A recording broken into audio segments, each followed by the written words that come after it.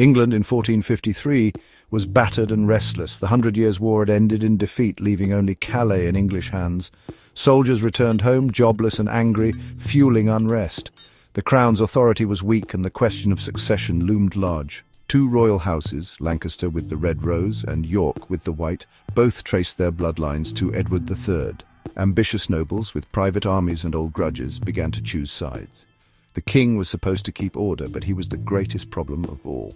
England needed a strong ruler but had none. The stage was set for civil war, a brutal, messy struggle for the throne. This was the Wars of the Roses, a dynastic conflict that would tear England apart for decades. There was nothing romantic about it, just blood, betrayal, and the fall of great families. Kings would rise and fall, and the very fabric of English society would be changed forever. Out of this chaos, a new order would eventually emerge. King Henry VI, a gentle and pious Lancaster, was unfit for the brutal politics of his time.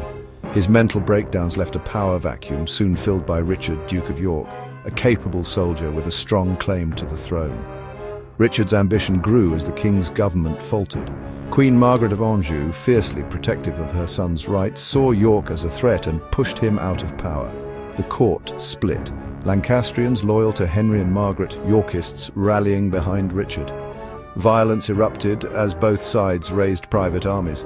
Richard claimed he only wanted to reform the government, but everyone knew the real prize was the crown. With neither side willing to yield, England marched toward war. The first battle broke out at St Albans in 1455. Yorkists, led by Richard and Warwick, defeated the king's forces and captured Henry VI. Blood had been spilled, there was no turning back. Richard became Lord Protector, but Queen Margaret refused to accept defeat. In 1460, at Wakefield, the Lancastrians ambushed and killed Richard of York. His son Edward, just 18, took up the Yorkist cause. Edward was everything Henry VI was not: charismatic, decisive, and a brilliant commander. The war escalated to its bloodiest clash at Towton in 1461, a snowstorm battle that left thousands dead. The Lancastrians were crushed, Henry and Margaret fled. Edward marched to London and was crowned Edward IV. The House of York now ruled, but the conflict was far from over. The war had become a cycle of vengeance, with each side seeking to destroy the other. England was left scarred, its nobility decimated. The struggle for the crown would only grow more ruthless. The Wars of the Roses had entered their most violent phase. Edward VI's reign brought brief stability, but old rivalries simmered.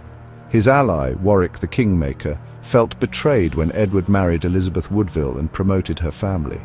Warwick switched sides, joining forces with Margaret of Anjou to restore Henry VI. Edward was forced into exile, but soon returned, defeating and killing Warwick at Barnet. At Tewkesbury, Edward crushed the Lancastrians. Prince Edward was killed, Margaret captured, and Henry VI died in the Tower. The Lancastrian line was nearly wiped out. Edward IV ruled in peace until his sudden death in 1483. His young son, Edward V, was declared illegitimate by his uncle Richard, Duke of Gloucester. The two princes vanished in the Tower, and Richard seized the throne as Richard III. His ruthless actions horrified many, splitting the Yorkists. England was once again plunged into uncertainty. The crown was more contested than ever. Richard III's reign was short and haunted by suspicion. Many believed he murdered his nephews. Discontented nobles rallied behind Henry Tudor, the last Lancastrian claimant. Henry promised unity by marrying Elizabeth of York, blending the red and white roses. In 1485, Henry landed in Wales, gathered support, and met Richard at Bosworth Field. Richard was killed in battle after a dramatic charge.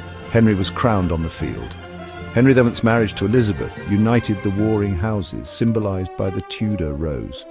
One last Yorkist rebellion was crushed at Wakefield in 1487. The Wars of the Roses were finally over.